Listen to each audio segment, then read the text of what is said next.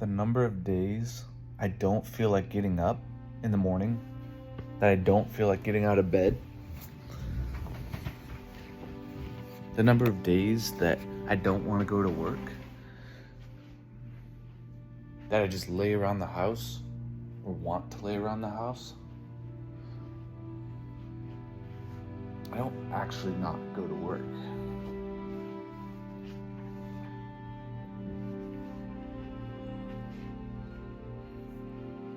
But those are the days you gotta get up and go to work anyways. Like, you can't just skip out on work. You gotta get up, you go to work as if everything was fine, even though it's not. Those days constantly come. Most of the time. But sometimes what looks like a weakness, when you don't seem to care, when you feel numb inside, you kind of feel dead. And again, you have to wake up and go to work and then come back and you're still numb and you still feel dead. You gotta ask yourself, if there are times in your life where things are going really well, so well in fact, that you never want it to end, if there are those times and you're going through this time, and if those times sound great, but you know there's a downside to them, and if this time seems bad, there must be an upside to it. So figure out what it is that sucks so bad in your life and how that thing could be good. If you really don't care anymore, if you really feel numb inside, if you could die tomorrow happily, or tonight, or whenever, then why don't you try? Like, what is it that keeps you from wanting to try? Because as soon as you get out there with other people around, you're gonna feel that sense of embarrassment at the idea of doing whatever it is you're afraid to do. And that's okay. That's human, that's a normal reaction, but recognize you do still care. There is a side of you that still cares enough. Now you can listen to that, go home and not do anything and feel worse. Or you can recognize if you feel very numb right now in your life, then it is a very easy time to push past that lack or that little bit of caring you have to go do whatever it is that you've thought about doing. You know, it's like posting videos on YouTube. You think you want to set up a YouTube channel and you're gonna post some videos. It's gonna be bad, but then you'll get better and posting more videos. And next thing you know, you're gonna be famous. Well, guess what happens? It's the same thing that happens throughout your whole life with everything else. You try. You take forever to post your first video, right? Because your first one's gotta count. Because that's gonna be one of the ones that just kicks you straight into stardom. And you finally post it, and guess what? No one really watches it because it's not that great of a video. But since you know you're gonna be successful and you're really gonna achieve more in life, you go ahead and post another video after pouring hours into that thing. And maybe it's been a couple months since the last time you posted a video, but life has happened. There's reasons why you just didn't get back to it. It's not because you're giving up on your dreams. It's not because you're afraid or you're a coward. And you post that next video and nothing happens there. So why not give up at that point? You know, you really don't care anyways. You're kind of numb towards this whole idea too. But then you decide to go ahead and post another one, right? Just to see. You might make it 3, 4, maybe 10 videos in if you're really pushing yourself. But eventually you're gonna realize you do care. And you don't want people to think that you're stupid, that you're an idiot, that you're dumb, that your life is in a total waste. And if that really is what's going through your head, and if that's really what's keeping you laying in bed, not wanting to get out of bed because you feel like you've wasted your life to this point, and the rest of your life just seems like a further continuation of that waste, if that's really how you feel, then why don't you just start posting more videos? Like, why let that be the thing that holds you back? Why be embarrassed? If you have never gone on a date with a girl and you are afraid to go talk to girls because of what they might think about you, say about you, whatever it is, and you're sitting there numb to life, feeling like you've wasted your life and what is the point, then why not go talk to a girl? If you genuinely feel numb to life, why not go talk to a girl? I mean, it goes like that for everything, right? If there is a job you always thought you wanted to do, why not go try that job? Why not go apply? Is it because you're afraid that the interviewer is going to say no? Because guess what? If you don't go there, you it's not even as good as having gotten the no. It's worse than having gotten the no because you didn't even try. You don't even know how to improve. If you go there and the person interviewing you tells you no, you can ask him, hey, what should I do next time to be better? What could I do different? But if you don't even try, if you don't even go to that interview, you don't even know whether you could have gotten the job, and B, if you couldn't, what you need to do to be able to get the job. Because guess what? For most of life, for most of people, we gotta try multiple times at any given job that we want in order to get what it is we want. We don't get it the first time. Like, you never get what you want the first time. So then to sit there and think that whatever it is your dream thing, and you're gonna be that one person who gets it. Take a look at any famous person you know of, and look at how many times they tried before they got to where they wanted to go. Like, you love hearing their story, their struggle, and then their accomplishment. Why do you love hearing that story? Because you know that they accomplished it. What about your story makes you hate it so much? You don't know the end. You don't know the outcome. Because you know there are people out there who wanted something, who tried hard, who spent years going for something and still never got it. And you don't want that to be you. But you know what? For every one of those people that are out there, there's 100 more people who never even tried to go after their dreams. So don't be afraid of being that one guy that tried really hard for years and still never got what he wanted. Be afraid of being like everyone else who just pretends they never had a dream. Pretends that they never wanted anything, and that's why they haven't tried for anything. Who starts eventually later in their life becoming very cynical, looking down on anyone who had a dream about something, who wanted to do something, or who does want something or tried something. And they'll look down on them, or they'll say that they got lucky, or that they were blessed with family or some other thing. They're gonna just become that bitter person, and the reason is they denied themselves the dream that they had. And you gotta recognize you have a dream that's special to you. Does it mean you're gonna be the one to accomplish the dream? Not necessarily. And that's okay. As a human being, guess what happens? We have dreams. We start trying to get those dreams. And then guess what? Along the way, we find out if that dream is worth it or not. Part of the thing is we find out the dream is a lot harder to achieve than we thought. But even along the way, you might start seeing something else that you actually really want. Sometimes one dream leads you to a deeper dream that is actually the thing driving you. And it's not a waste to have gone for the one dream. Sometimes they build directly on top of each other. Sometimes the one dream just helps highlight the other dream for you. You might be along your path going for one thing, and then you eventually realize, you know what? What it really is that attracts me about this thing is something else, and that's the thing I want to pursue. But if you never set out on that path, you will never know what it is that you actually want in life, that you're actually looking for, the thing that's actually firing you up when in between your numb times, numb feelings, when you just don't have anything that you're interested in.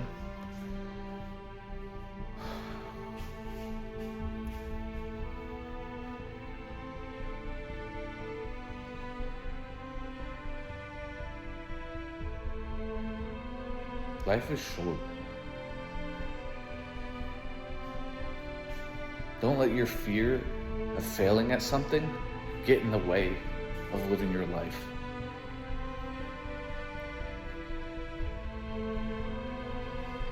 Fear is a pointless thing to give into. Unless there's an actual legitimate danger there, fear is a waste of your mental energy.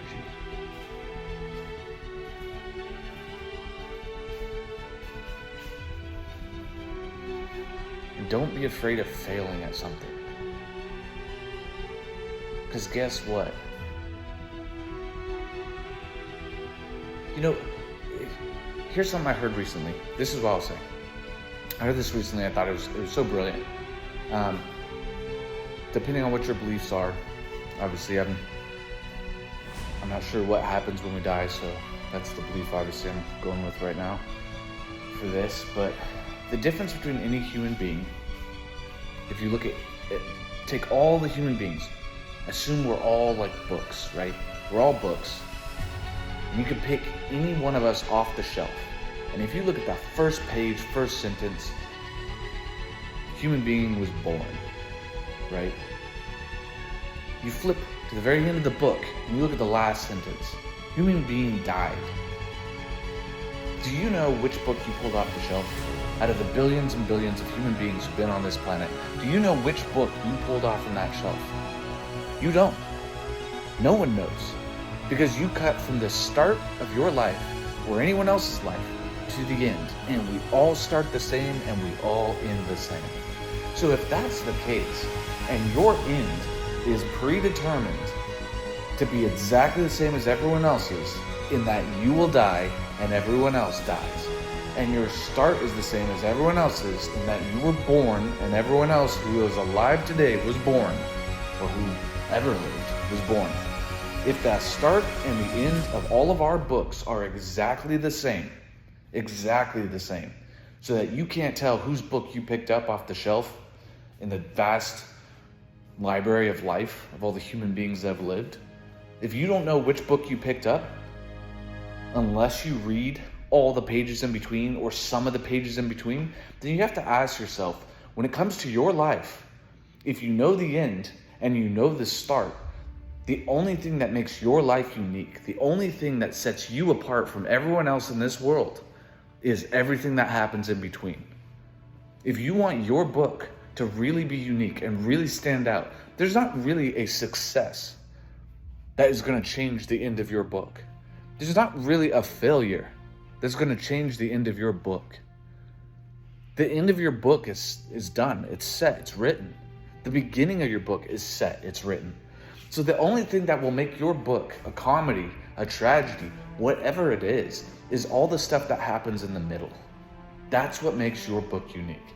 Your life choices between here, the start, and the end, is all that makes your book unique and special to you. So don't be afraid of doing something. Try something and fail at it. Look at all your the good fantasy books or whatever books you want. Look at the main characters. They try something, they fail at it, they get better, they try again, and eventually they're able to accomplish something in life, but it's not because they immediately accomplish it. Any of those books you get bored of very quickly. The only books you really find interesting and that you want to read are the books where people struggle. Why do you think all these the professional athletes or soldiers or whoever else that you watch on YouTube or TV or whatever it is, why do you find their lives interesting? The entrepreneurs, whoever it is that you listen to or watch movies about or read books about, what makes their lives interesting? It's the fact that they struggled. They struggled hard before they accomplished something. And sometimes they don't. But guess what? We even like those movies. We call them tragedies. What makes them a tragedy?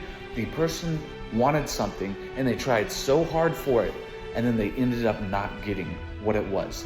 And you relate with them so much because you have been there wanting something so bad and you don't get it. How can we all relate to that? If some of us are super successful, how does that person relate? If some of us have never been successful, how do we relate? It's because we all have had little successes and little failures throughout our life. We've all had enough of those moments that we can identify both with the happy ending and the sad ending. And it's important for you, when you're going through your life, look at your life and be okay with the failures. Be okay with the successes. The failures are what is going to make the success sweeter when you get there. You need that failure to make your book interesting, to make your book one that someone wants to pick up off the shelf and read through and say, wow, look at this. Because if the beginning and the ending are the same, and if the beginning and the ending aren't going to change for any one of our books, the only thing that matters is those choices you make along the way. Don't be afraid of how your book ends. You know how your book ends. You die. Spoiler alert. And as someone who hates to have the ending spoiled, that sucks. It sucks that I know how everybody's book ends, including my own. But you know what? There's also a bit of a freedom to that. Because suddenly you realize it's not the ending that's so interesting. It's everything in between. It's all the choices you make.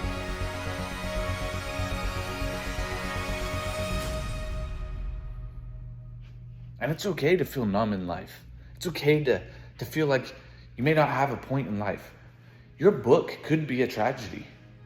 It doesn't mean it was an amazing book to read. You will have some amazing draw, amazing interest. What you don't want your book to be is that apathetic book. Nobody wants to pick up a book where the character is apathetic.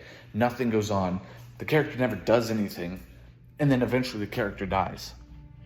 You never attach to that character. It's like, go figure out what your dream is. Go after that dream. Fail at it. Go find another dream. Go after that one. Fail at that. And maybe you never succeed, but you gotta try. You want your book to be interesting, because at the end of the day, before you finally die, you're gonna think back over your own life. You're gonna be the one that reads the book that's yours. As you think through your own life, it may be a tragedy, but you can know that you lived. You can know that your book was interesting, that when that is finally closed, the ink is dry on the page, and you sit now once again on the shelf in the library of all the human lives that have ever lived, that yours was actually one worth reading. It doesn't have to be happy. It doesn't have to be sad. But you want it to be one worth reading. I don't know if this will help anyone else. I'll post it. It's certainly for me, to be honest. Yeah, this one's for me because, I'm not joking when I say I feel very numb. Hard time waking up every day. But I don't want my life to be, a book not worth picking up. So my life may end in a tragedy, or maybe it ends happy. But right now, for sure, where I'm at is at a bit of a mental struggle for the main character in my life, the side character in everyone else's life. But since it's my book, main character, think about what it is for you, where you're at in your life. Obviously, you're the main character for your own life, but doesn't mean you're necessarily living as the main character right now. So, it's okay to feel numb in life, but it's important to realize it's just a phase and start looking at where you want to be going next in life, how you want to be moving past this phase. Because this is a phase that you can stay in for the rest of your life until you die, or you can choose to move past it, plan a route out, and then move out. If you are traveling on an adventure and you get stuck in the swamp, you could stop in the swamp, and a book could end in the swamp. But if you don't want to stay in the swamp, plot your route out. Get out of the swamp. You might have to backtrack. It may not be going forward. You might have to backtrack in life.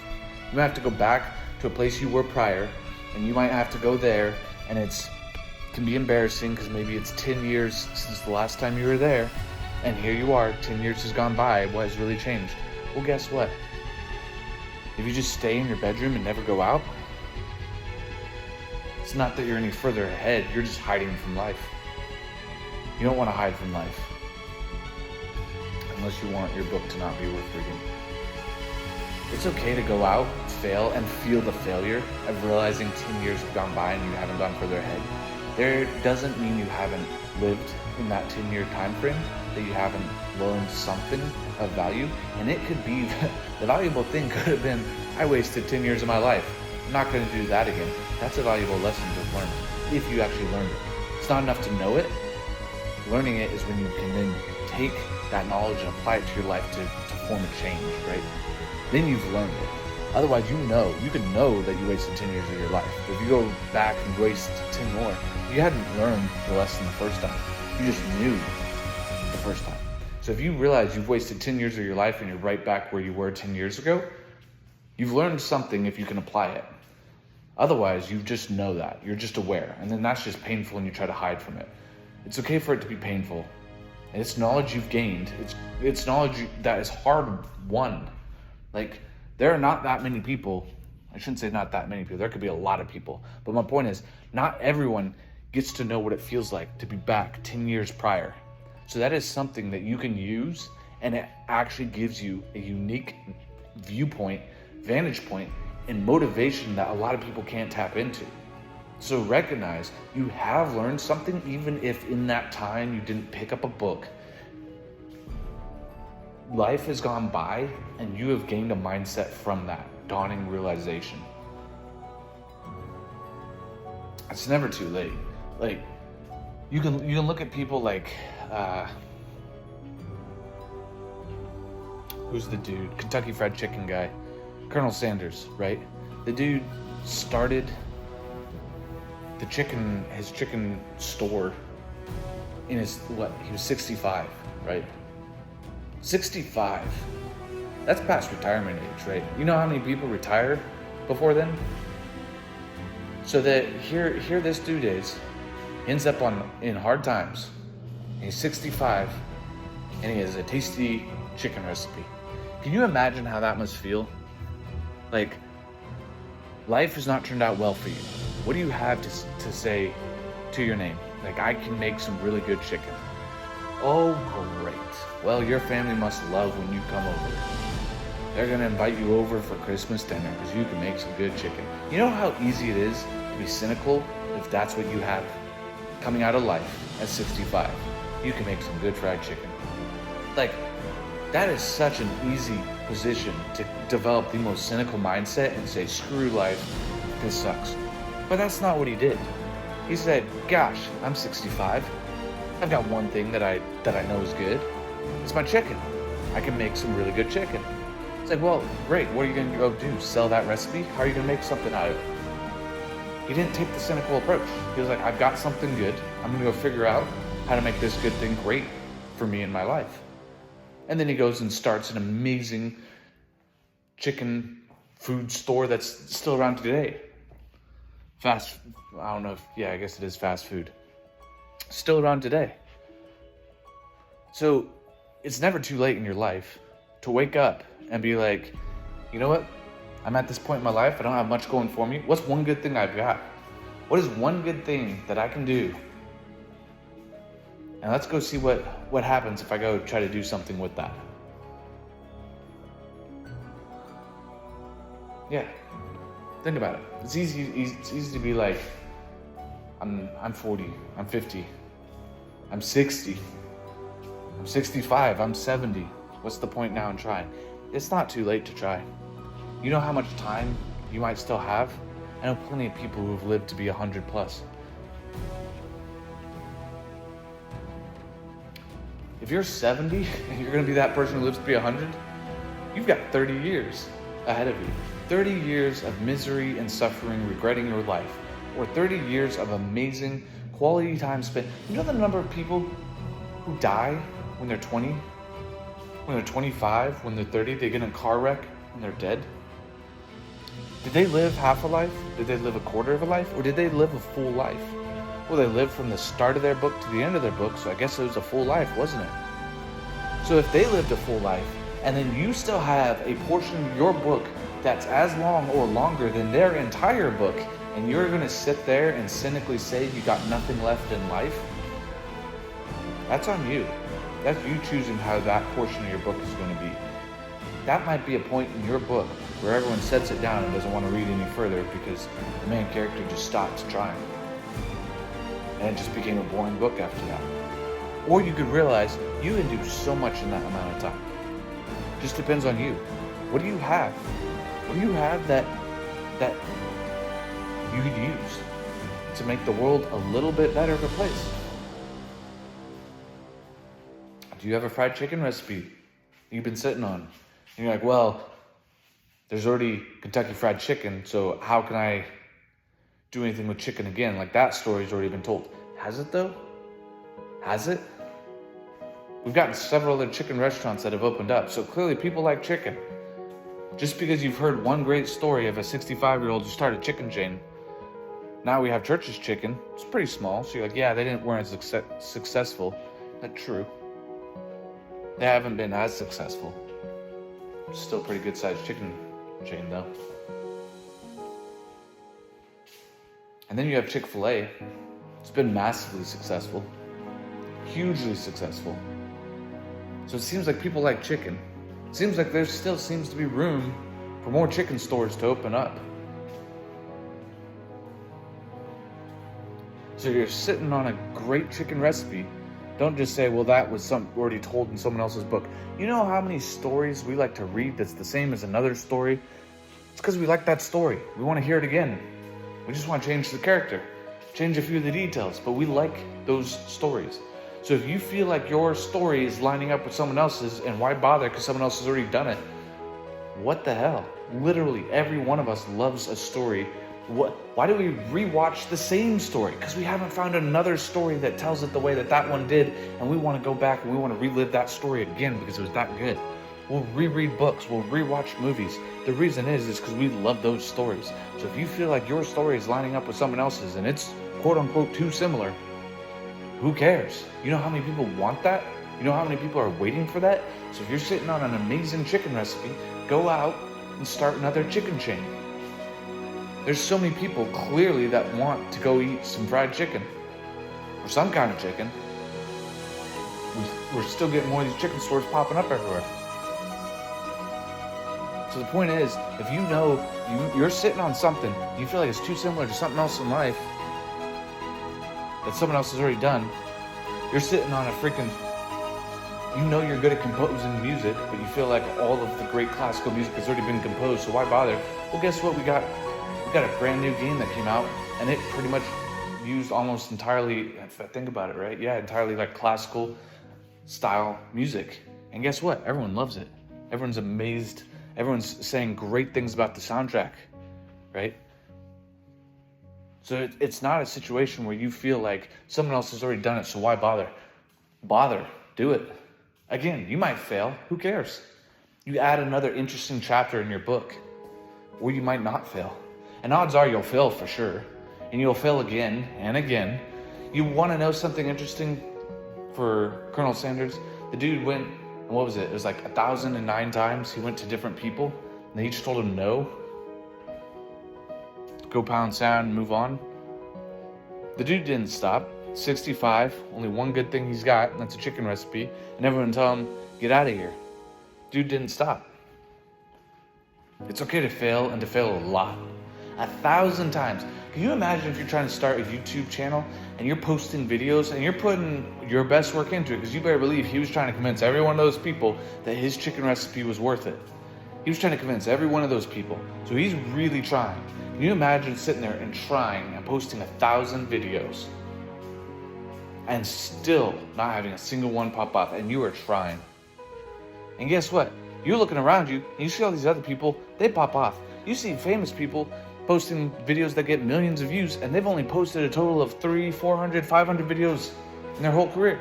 And here you are going for your 1,000th video that you're dumping as much time and effort as you possibly can into it. You are really trying to improve this thing, and still nobody cares. Doesn't mean you should quit. Look at Mr. Beast. Look how long he posted videos for. How many years he sat there by himself. And he was just going to do it until. In the words of Tony Robbins, you don't look at your kid and you say, as a baby, you don't say, you know what, you get 3 or 4 times max to try to walk, and after that, if you haven't walked, we're going to stop you from trying again, because you clearly are not one of those people that walk.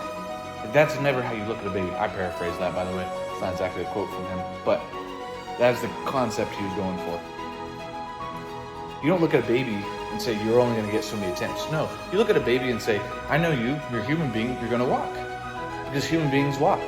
It doesn't matter how many times you fail. You can fail as many times as you want. You're a human being, you're going to walk. And your baby eventually does walk. Similarly, whatever else it is you're trying to do in life, it's okay to fail and fail and fail and fail. Try to learn from each failure. Try to improve. And eventually, you're going to get your chicken chain opened up. That 109th time, or that 1009th time, or 1010th time, whatever it was, that's when you're going to get someone who's like, you know what, let's give it a shot. I mean, the chicken recipe seems to be good. Let's open up one of these chain stores.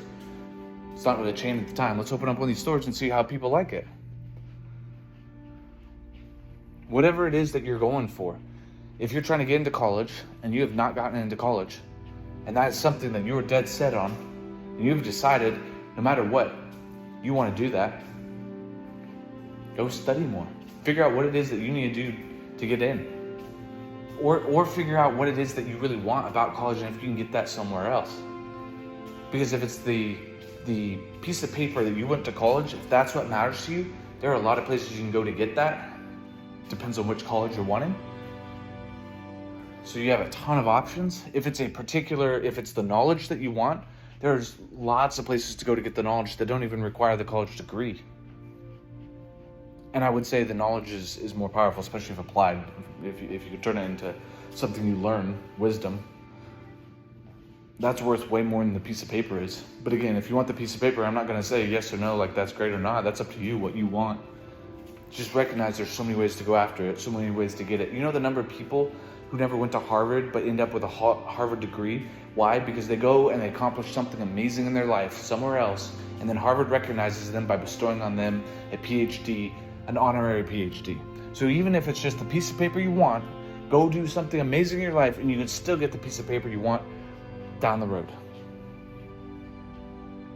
There's so many avenues and approaches and ways to go through life and do just about anything you want.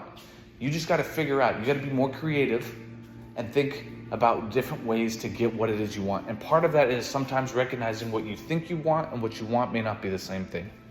You think you want a college degree. Maybe what you really want is a piece of paper saying you have a degree.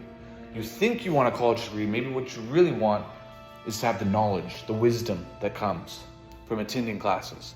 And if the difference is, and you realize that, the piece of paper or the wisdom, you quickly realize you don't have to attend college to get either one. You don't have to go to college for a single day in your life to get either one of those, or to get both of them. You can get both of them and still have never gone to college.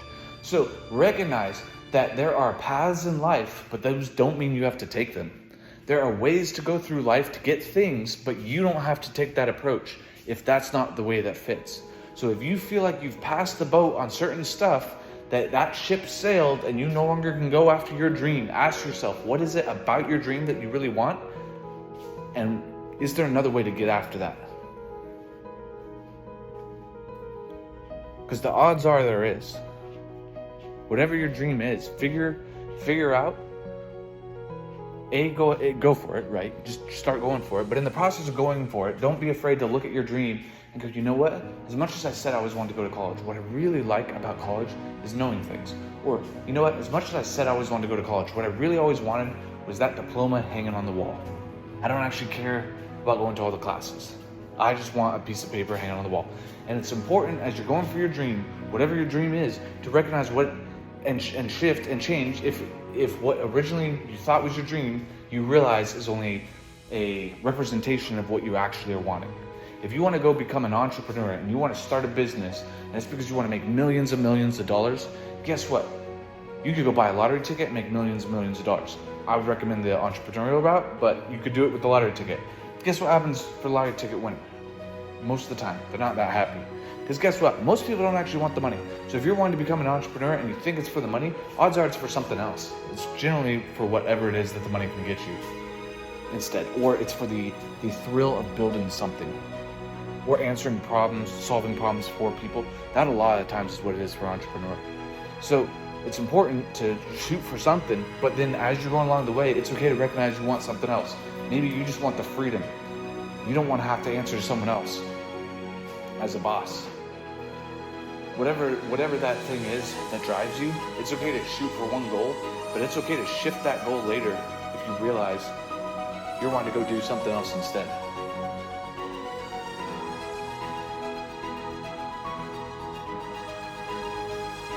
Well, anyways, it's a long rant. I do have to go to bed because I got to get up in the morning, and I know how I'm going to feel in the morning.